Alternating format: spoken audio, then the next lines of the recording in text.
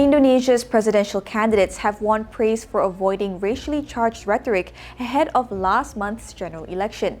Douglas Ramage of Bauer Group Asia Indonesia said politicians in the country had refrained from using polarizing and divisive language in their campaign speeches.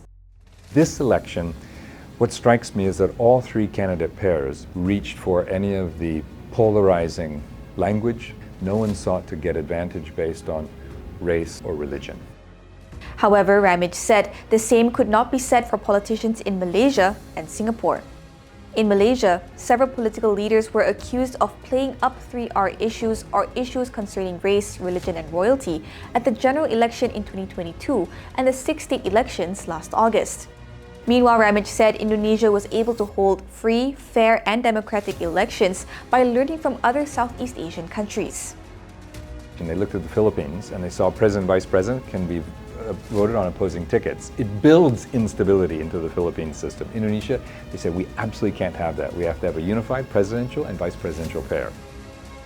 On February 14th, Indonesia's Defense Minister Prabowo Subianto declared victory after unofficial vote counts showed him leading by about 58% of the votes cast, Reuters reported. Ramage said Indonesia also prevents presidential candidates from catering to a specific group of people. They put in requirements that in the first round of presidential election, you not only have to receive 50% plus one, otherwise there's a runoff of the top two candidates, you also have to achieve at least 20% of the vote in half the country's provinces. Why? So that you cannot become president of Indonesia just by appealing to one ethnic or geographic area alone and running up your numbers there.